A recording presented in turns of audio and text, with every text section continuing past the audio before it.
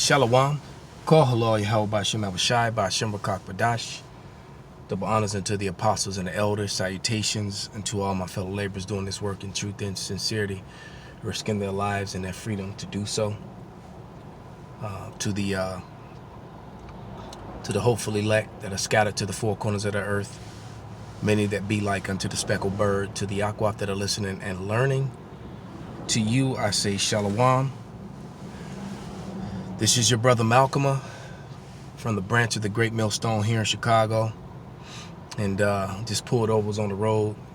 Heavy thoughts on my mind about order and keeping order, because, you know, I kind of screwed something up that was really outside of the truth. But yet is it. Okay? Because I misread and half read not one message, but two. And, you know, and almost messed something up in the eyes of someone who's very important to me, you know, in my life. And, you know, and I'm constantly getting on brothers about order, keeping order, being in order, and, you know, and that whole sort of thing. And I was, you know, I was kind of out of order with that, because that shouldn't have got by me, you know. That shouldn't have happened. And as a matter of fact, I'm gonna start this lesson off with Revelation. This is Revelation 1 and 3, and it said, "Blessed is he that readeth, and they that hear the words of prophecy, and keep those things which are written therein, for this time is at hand." All right. So readeth and understanding. All right.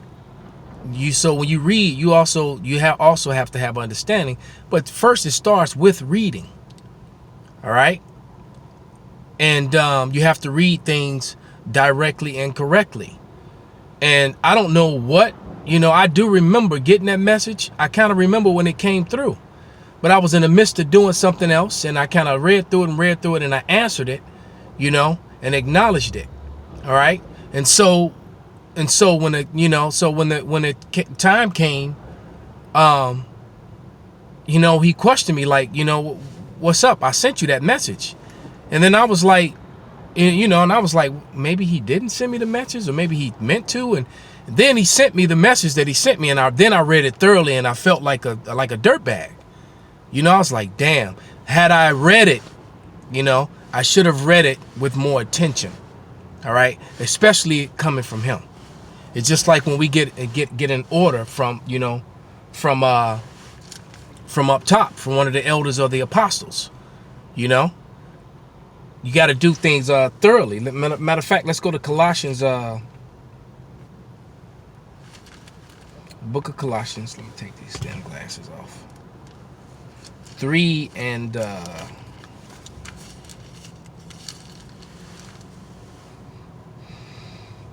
22, and it says, "Servants, obey in all things your masters according to the flesh, not with eye service as men pleasers, but into singleness of heart, fearing power," fearing God.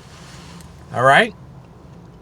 So those who are appointed over you, you are to obey them, especially when they rule righteously and properly. Okay. That's what you're to do. All right, this is Hebrews 11 and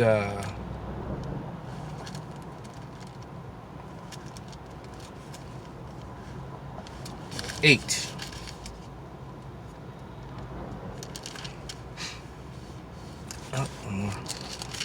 And it reads,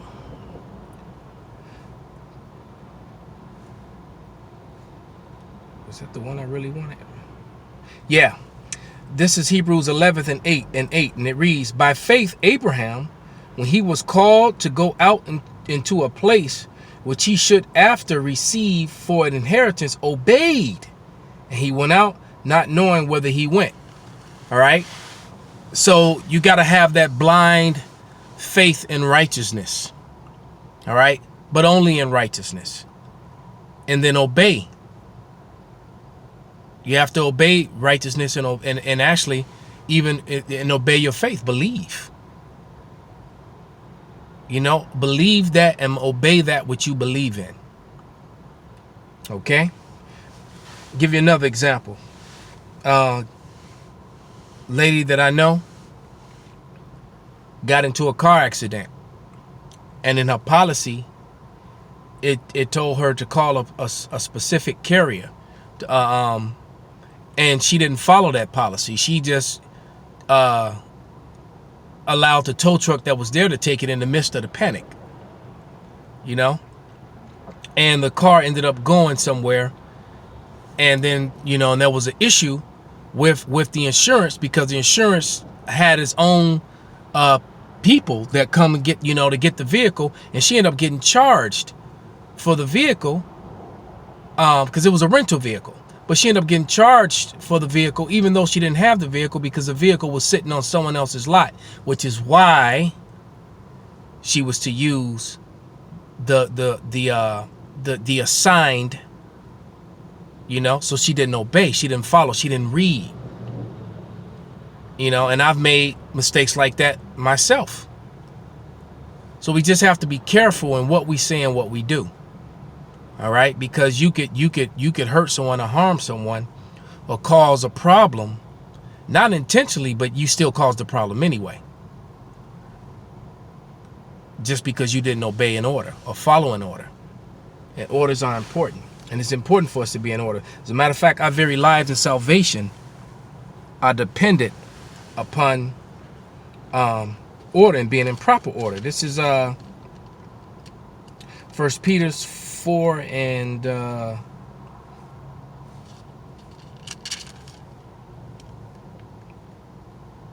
17, and it reads, "For the time has come that judgment must begin at the house of power," at the house of God, man.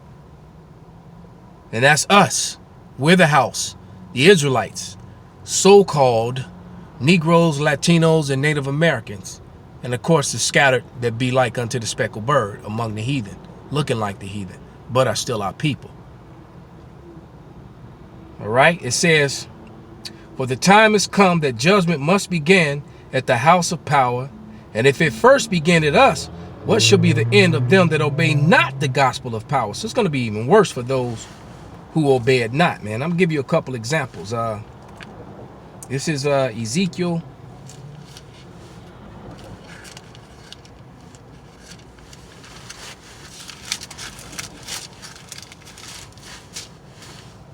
9 and 6, and it reads, I'm going to start at verse 5.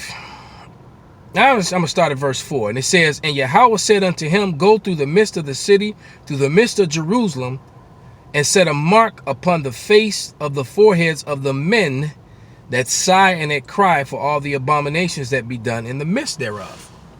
All right. So, you know, and only Israelite men are sighing and crying for the abominations, man. All right. And then verse 5, and it says, "And the others he said in mine hearing, Go ye after him through the city and smite. Let not your eyes spare, neither have pity. Slay utterly old and young, both maids and little children and women, but come not near any man upon whom is the mark." And that mark is not the word charagma. It's a different word. I can't remember it right now. But this word mark here means exempt from judgment, man. Darn, it's aggravating me that I can't remember that word. It says, "And began at my sanctuary, then they began at the ancient man which were before the house," man. So judgment is coming upon the whole world, and it's going to begin with Israel, man. That's why so many of you are dying in the streets, man. Okay? And mainly why? Because you obey not the gospel. You obey not the order, man. Order is very, very important. One last scripture.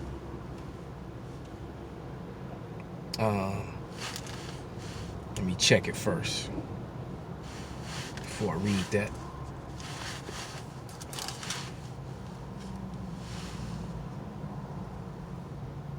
Yeah, this is actually a good one. This is Isaiah 10 and 6, and it reads, "And I will send him against a hypocritical nation, And against the people of my wrath will I give him a charge to take spoil and to take the prey and to tread them down like the mire of the streets. Okay? So the Lord is coming to bring judgment upon the whole world, and he's going to start with the house of Israel. All right? So follow orders. Call halal Yahweh Bashim Abashai Bashim Rakak Wadash Wa Abba Babal. Shalom.